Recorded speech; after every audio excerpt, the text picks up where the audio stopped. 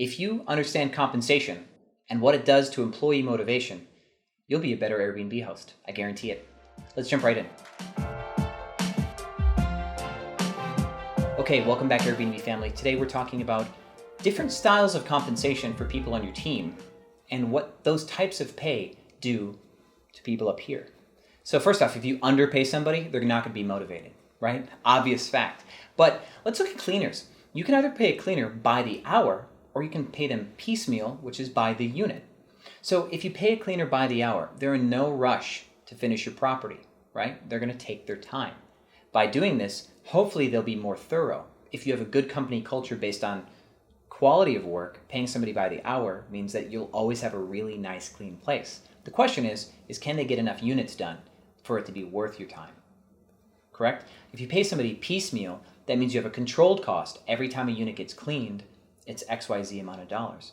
There's a dangerous liability here, which is one, that cleaners will just inherently rush through things, unless of course you have that culture of quality.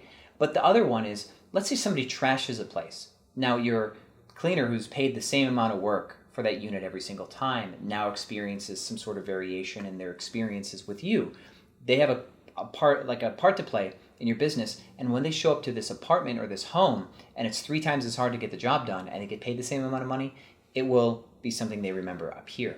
So I am recommending that you pay your cleaners by the hour. I'm also recommending that you become a better manager so you can focus on their quality and grade them on how efficiently they get through their lists. There are things called quotas.